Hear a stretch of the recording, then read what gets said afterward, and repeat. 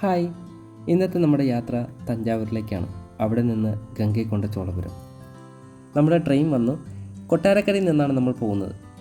കൊല്ലം to താമ്രം പോകുന്ന 16102 എന്ന ട്രെയിനാണ്.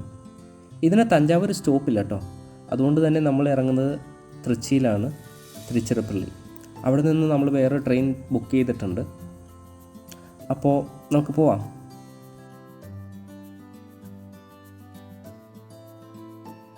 രണ്ട് ദിവസത്തെ തഞ്ചാവൂർ യാത്രയാണ് ഞാൻ പ്ലാൻ ചെയ്തിട്ടുള്ളത്. ഇവിടെ നേരെ തഞ്ചാവൂർ, അവിടെ ബൃഹദേശ്വര ടെമ്പിൾ, മറാത്ത പാലസ്, അതിനുശേഷം ഐരാവതേശ്വര ടെമ്പിൾ, അവിടുന്ന് ഗംഗൈകൊണ്ട ചോളപുരം. കേരളത്തിൽ നിന്ന് തഞ്ചാവൂരിലേക്ക് ഡയറക്റ്റ് ട്രെയിൻ ഉണ്ടെങ്കിലും ഞാൻ ഈ റൂട്ട് തിരഞ്ഞെടുക്കാനുള്ള പ്രധാന റീസൺ ഈ റൂട്ടിലുള്ള ഭംഗി തന്നെയാണ്. നമ്മൾ പോകുന്നത് പുനലൂർ, തെന്മല, ചെങ്കോട്ട, തെങ്കാശി വഴിയാണ്. അപ്പോൾ തന്നെ മനസ്സിലാകുമല്ലോ ഈ ട്രെയിൻ യാത്ര എത്ര മനോഹരമായിരിക്കുമെന്ന്. പ്രകൃതി ഭംഗി കൊണ്ട് മാത്രമല്ല, 1903-4 കാലഘട്ടങ്ങളിൽ ബ്രിട്ടീഷുകാർ ആരംഭിച്ച ഈ റെയിൽവേ ലൈന് ചരിത്രപരമായും ഒട്ടനവധി സവിശേഷതകളുണ്ട്. ആ കാലഘട്ടത്തിൽ കേരളവും തമിഴ്നാടും തമ്മിലുള്ള വ്യാപാര ഗതാഗതം സുഗമമാക്കലായിരുന്നു ബ്രിട്ടീഷുകാരുടെ പ്രധാന ലക്ഷ്യം. ഏകദേശം 200ഓളം പാലങ്ങളും 5 തുരങ്കങ്ങളും അടങ്ങിയതാണ് പുനലൂർ ചെങ്കോട്ട റെയിൽപാത. സ്വാതന്ത്ര്യ സമരകാലത്ത് പല സ്വാതന്ത്ര്യ സമര സേനാനികളും ഈ റെയിൽവേ പാത വഴി രഹസ്യമായി സഞ്ചരിച്ചിരുന്നു. ചരിത്രങ്ങൾ പറഞ്ഞിരുന്നാൽ അങ്ങനെ പറഞ്ഞുകൊണ്ടേയിരിക്കും. യാത്രകൾ എപ്പോഴും അങ്ങനെയാണല്ലോ. ഓരോ സ്ഥലങ്ങൾക്കും ഓരോ വഴികൾക്കും ഒട്ടനവധി കഥകളും ചരിത്രങ്ങളും പറയാനുണ്ടാകും. ഇപ്പോൾ നമ്മൾ പോകുന്നതും മറ്റൊരു ചരിത്രാത്ഭുതം കാണാനാണല്ലോ. അപ്പോൾ ഇനി അവിടെ എത്തിയിട്ട് കാണാം. അങ്ങനെ നമ്മൾ ചരിത്രങ്ങൾ ഒരുപാട് ഉറങ്ങുന്ന തഞ്ചാവൂരിലെത്തിയിരിക്കുന്നു. ചോള രാജാക്കന്മാരുടെ തലസ്ഥാനമായിരുന്ന, പാണ്ഡ്യ പാരമ്പര്യം പേറുന്ന, നായക ഭരണാധികാരികൾ ഭരിച്ച, മറാത്ത സംസ്കാര ചരിത്രമുറങ്ങുന്ന ആ മണ്ണിലാണ് ഇപ്പോൾ നമ്മൾ നിൽക്കുന്നത്.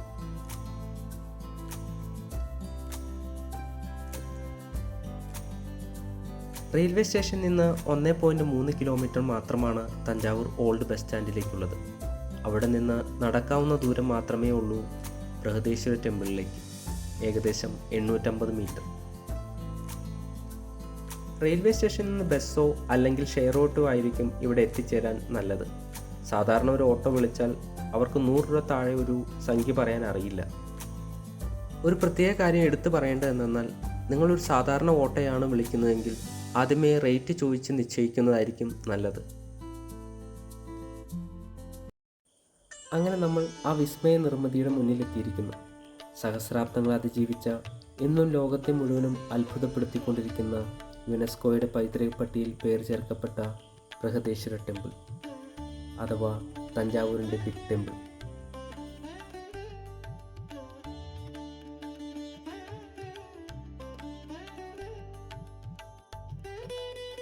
തഞ്ചാവൂരിലെ കാവേരി നദീതീരത്താണ് ഈ ക്ഷേത്രം സ്ഥിതി ചെയ്യുന്നത്. ചോള രാജാവായിരുന്ന രാജരാജ ചോളൻ 1010 തൻ്റെ സാമ്രാജ്യത്തിൻ്റെ ശക്തിയും സമ്പത്തും അതിനേക്കാൾ പരമശിവനോടുള്ള ഭക്തിയും ലോകത്തിന് മുന്നിൽ പ്രകടിപ്പിക്കാനാണ് അന്ന് അദ്ദേഹം ഈ ക്ഷേത്രം പണികഴിപ്പിച്ചത്.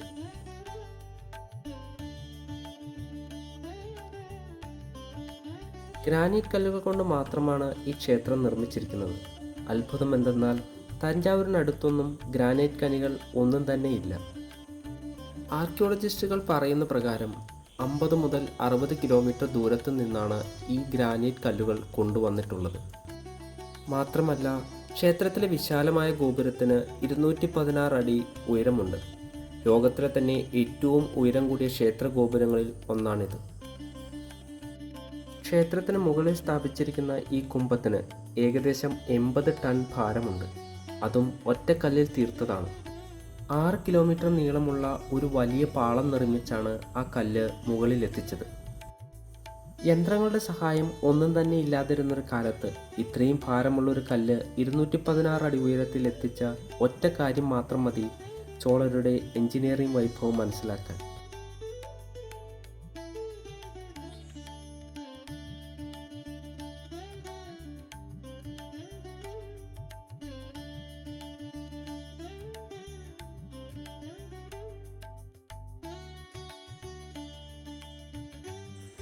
ക്ഷേത്രത്തിൽ കാൽവെക്കുന്ന നിമിഷം മുതൽ നമ്മൾ കാണുന്നത് വെറും കല്ലുകളല്ല, മറിച്ച് 1000 വർഷങ്ങൾ പഴക്കമുള്ള കഥകളാണ്.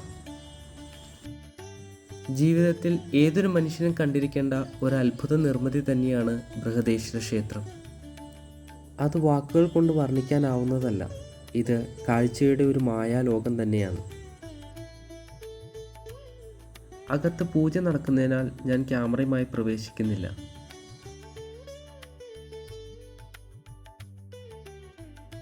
ക്ഷേത്രത്തിൻ്റെ മറ്റൊരു വിസ്മയം എന്തെന്നാൽ ക്ഷേത്രഗോപുരത്തിൻ്റെ നിഴൽ നിലത്ത് പതിക്കില്ല എന്നതാണ്.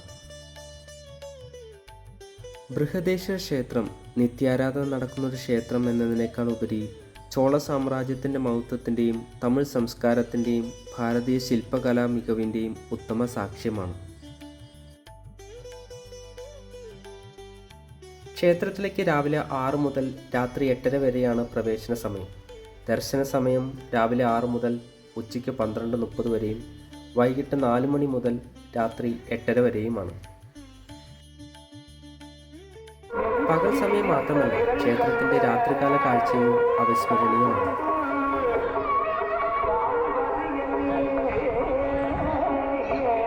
ഒരു പ്രത്യേക കാര്യം എന്തെന്നാൽ ഇപ്പോൾ ക്ഷേത്രത്തിനകത്ത് വീഡിയോ എടുക്കാൻ അനുവദിക്കുന്നതല്ല, പകരം ഫോട്ടോസ് എടുക്കാം. എന്താ കാരണമെന്ന് ചോദിച്ചാൽ തമിഴ്നാട് ടൂറിസം വകുപ്പ് ഇപ്പോൾ വീഡിയോ എടുക്കാൻ അനുവദിക്കുന്നില്ല എന്നുള്ളതാണ്. ക്ഷേത്രത്തിൽ നിന്ന് പുറത്തിറങ്ങി ഒരു 50 മീറ്റർ മുന്നോട്ട് നീങ്ങിയാൽ തഞ്ചാവൂർ ബൊമ്മ വിൽക്കുന്ന ഒരു ഷോപ്പുണ്ട്. ബൊമ്മ മാത്രമല്ല, പെയിൻറ്റിങ്സുമുണ്ട്. ജസ്റ്റ് കാണിക്കുന്ന മാത്രമേ ഉള്ളൂ. ഇതിലും വില കുറച്ച് ബൊമ്മകൾ റോഡ് സൈഡിൽ കിട്ടുന്നതാണ്.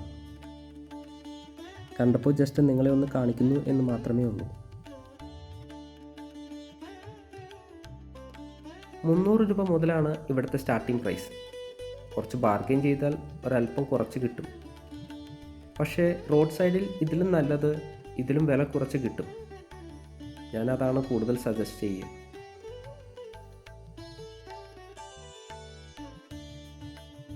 ബൃഹദേശ്വര ടെമ്പിളിൽ നിന്ന് 1 കിലോമീറ്റർ നടന്നാൽ മറാത്ത പാലസിൻ്റെ മുന്നിലെത്താം. മറാത്ത പാലസ് എന്ന് പറഞ്ഞാൽ ഇവിടെ പലർക്കും അറിയില്ല. അതുകൊണ്ട് തന്നെ തഞ്ചാവൂർ പാലസ് എന്ന് പറയുന്നതായിരിക്കും നല്ലത്. ഇവിടെ എൻട്രി ഫീസ് ഉണ്ട്. ഒരാൾക്ക് 50 രൂപയും വീഡിയോ ക്യാമറയ്ക്ക് 150 രൂപയുമാണ് ഈടാക്കുന്നത്. മറാത്ത പാലസിലേക്കുള്ള കവാടം കടന്നെത്തിയാൽ ആദ്യം കാണുന്നത് വളരെ പ്രശസ്തമായ സരസ്വതി മഹൽ ലൈബ്രറിയാണ്. വലിപ്പം കൊണ്ട് മാത്രമല്ല, ഇന്ത്യയിലെ തന്നെ ഏറ്റവും പഴക്കമേറിയ ഗ്രന്ഥശാലയിൽ ഒന്നാണിത്. നായ്ക്കർ ഭരണകാലത്ത് സ്ഥാപിച്ചതാണ് ഇതെങ്കിലും മറാത്ത രാജാക്കന്മാരാണ് ഈ ലൈബ്രറി വൻതോതിൽ വികസിപ്പിച്ചത്. കൗതുകം എന്തെന്നാൽ 150 വർഷത്തോളം നായ്ക്കർ ഭരണാധികാരികൾ ഇവിടം ഭരിച്ചെങ്കിലും അവരെക്കുറിച്ച് അധികമൊന്നും സാധാരണക്കാർക്കിടയിൽ കേൾക്കുന്നില്ല. അതിനുള്ള പ്രധാന കാരണം അവരുടെ ഭരണകാലത്തുണ്ടായിരുന്ന അസ്ഥിരതയാണ്. അതുകൊണ്ട് തന്നെ അവർക്ക് വേണ്ടത്ര ചരിത്രം സൃഷ്ടിക്കാൻ സാധിച്ചില്ല. ചോള രാജാക്കന്മാരെ പോലെ പ്രശസ്തമായ ക്ഷേത്രങ്ങളോ മറാത്ത രാജാക്കന്മാരെ പോലെ വലിയ കൊട്ടാരങ്ങളോ പണിയാൻ സാധിച്ചില്ല. 13-ാം നൂറ്റാണ്ടിൽ ചോള സാമ്രാജ്യത്തിൻ്റെയും അവരെ ആക്രമിച്ച് കീഴടക്കിയ പാണ്ഡ്യ സാമ്രാജ്യത്തിൻ്റെയും തകർച്ചയ്ക്ക് ശേഷം 14-ാം നൂറ്റാണ്ടിൽ ശക്തി പ്രാപിച്ച വിജയനഗര സാമ്രാജ്യം തഞ്ചാവൂർ, മധുര പോലുള്ള സ്ഥലങ്ങൾ പിടിച്ചടക്കുകയും അവിടെ നായക പദവിയിൽ ആളുകളെ നിയമിച്ചു. 1565-ലെ താലിക്കോട്ടൈ യുദ്ധത്തിൽ വിജയനഗര സാമ്രാജ്യം പരാജയപ്പെടുകയും സാമ്രാജ്യം ക്ഷയിക്കുകയും ചെയ്തു. അങ്ങനെ നായക പദവിയിലിരുന്ന ആളുകൾ സ്വയം ഭരണാധികാരികളാവുകയും പരസ്പരം ആക്രമിക്കുകയും അങ്ങനെ ഐക്യമില്ലാതാകുകയും ചെയ്തു. ഇത് അവർ വേഗത്തിൽ ക്ഷയിക്കാൻ കാരണമായി. അവിടേക്കാണ് മറാത്ത സാമ്രാജ്യം കടന്നു വരുന്നത്.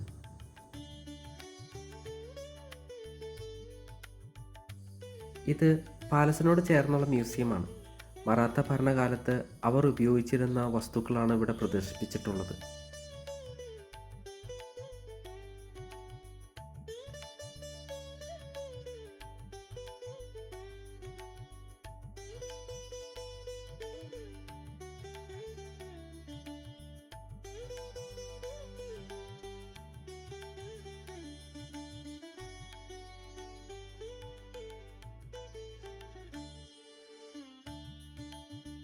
എക്കോജി ബോൺസ്ലെയാണ് തഞ്ചാവൂരിൽ മറാത്ത ഭരണത്തിന് തുടക്കം കുറിക്കുന്നത്.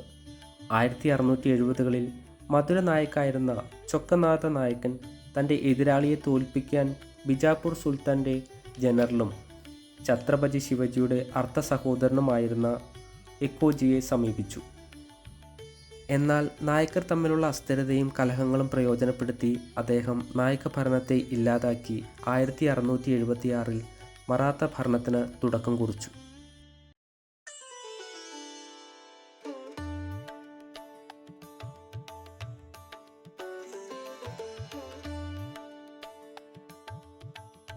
മറാത്ത ഭരണകാലം സാമ്രാജ്യത്തിൻ്റെ ശക്തി പ്രകടനം കൊണ്ടല്ല പ്രശസ്തമായത്. പകരം അവർ വിദ്യാഭ്യാസം, സാഹിത്യം, സംഗീതം, കല, വൈദ്യശാസ്ത്രം എന്നിവയ്ക്ക് നൽകിയ സംഭാവന കൊണ്ടാണ്.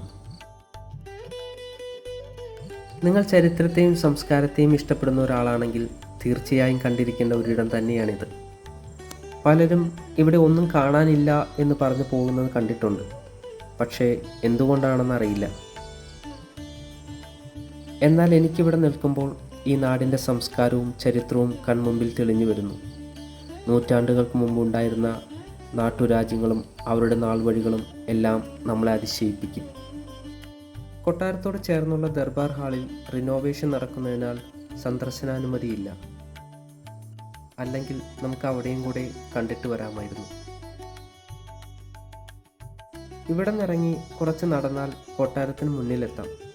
കൊട്ടാരത്തിൻ്റെ പല ഭാഗങ്ങളും ഇന്ന് മ്യൂസിയമായാണ് പ്രവർത്തിക്കുന്നത്. നൂറ്റാണ്ടുകൾ പഴക്കമുള്ള ശിലകൾ, വിഗ്രഹങ്ങൾ എല്ലാം അവിടെ പ്രദർശിപ്പിച്ചിട്ടുണ്ട്. ഭൂരിപക്ഷവും ചോള ഭരണകാലത്ത് ഉള്ളവയാണ്. കൊട്ടാരത്തോട് ചേർന്ന് ഈ കാണുന്നതാണ് വാച്ച് ടവർ. എന്നാൽ സഞ്ചാരികൾക്ക് ഇതിന് മുകളിലേക്ക് പ്രവേശനാനുമതിയില്ല.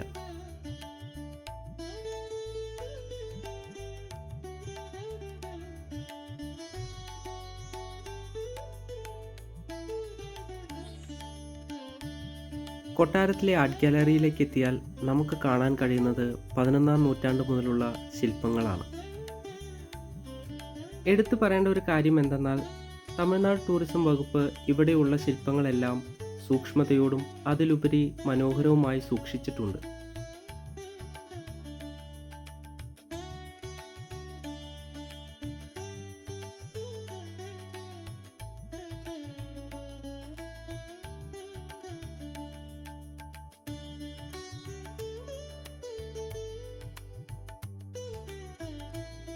ഓരോ ശില്പത്തിൻ്റെയും സൂക്ഷ്മ വിശദാംശങ്ങൾ ആ കാലത്തെ കലാമേന്മയെ എടുത്തു കാണിക്കുന്നവയാണ്.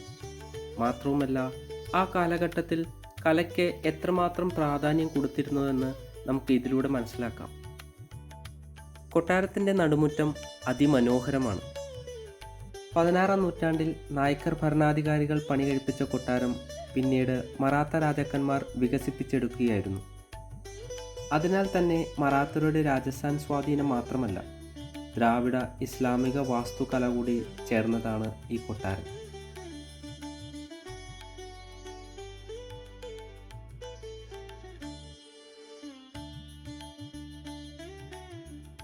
മറാത്ത രാജാക്കന്മാർ കലയ്ക്ക് മാത്രമല്ല സംഗീതത്തിനും വളരെ പ്രാധാന്യം നൽകിയിട്ടുണ്ട്. അതിനുള്ള ഉത്തമ ഉദാഹരണമാണ് തഞ്ചാവൂരിലെ കർണാട്ടിക് സംഗീതത്തിൻ്റെ വളർച്ച.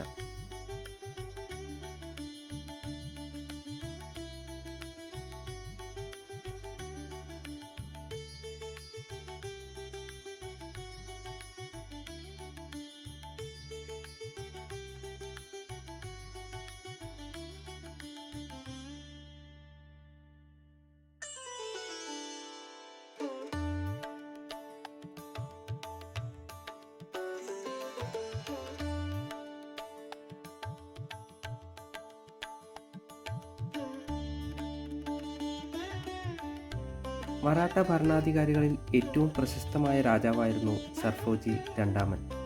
അതിനുള്ള പ്രധാന കാരണങ്ങളിലൊന്ന് അദ്ദേഹം മെഡിക്കൽ ശാസ്ത്ര രംഗത്തിന് നൽകിയ പ്രോത്സാഹനം കൊണ്ടാണ്.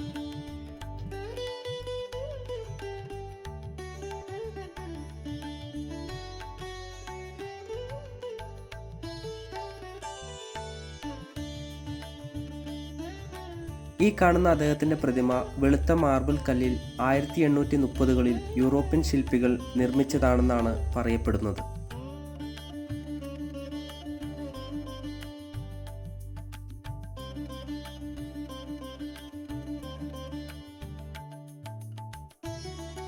ആർട്ട് ഗാലറിയിലെ മറ്റൊരു വിസ്മയ കാഴ്ച കാണാനാവുന്നത് നടരാജ ഹാളിലാണ്. ഇവിടെ നിരവധി നടരാജ ശില്പങ്ങൾ നമുക്ക് കാണാൻ സാധിക്കും. ഇവിടെ കാണുന്ന ഓരോ ശില്പങ്ങളും വിവരിക്കാവുന്നതിലും അപ്പുറമാണ്. അതിമനോഹരമാണ് ഇവിടുത്തെ ഓരോ കാഴ്ചകളും.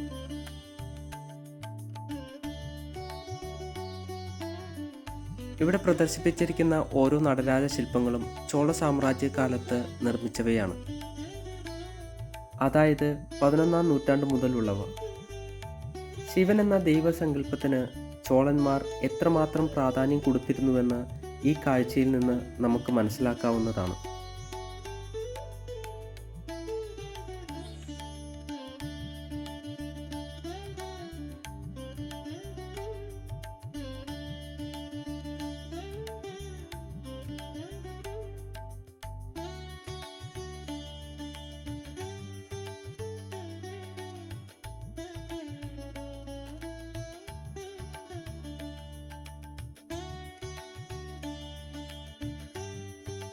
പൈതൃകത്തെയും സംസ്കാരത്തെയും ചരിത്രത്തെയും ഇഷ്ടപ്പെടുന്ന ഏതൊരാളും കണ്ടിരിക്കേണ്ട ഒരിടം തന്നെയാണിത്.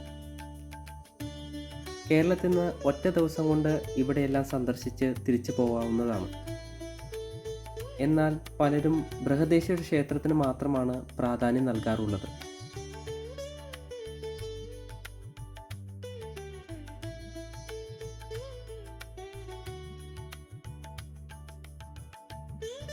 കൊട്ടാരത്തിൻ്റെ മുകളിലത്തെ നിലയിൽ പഴയകാല ചിത്രങ്ങൾ പ്രദർശിപ്പിച്ചിട്ടുണ്ട്.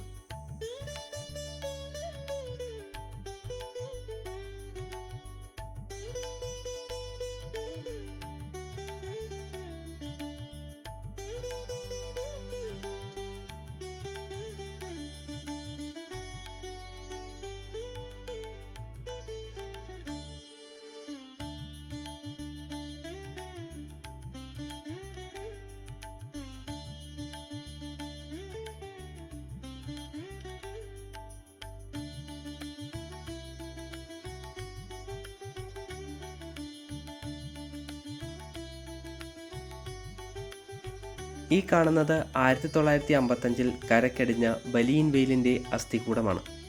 ഏകദേശം 92 അടി നീളം വരും.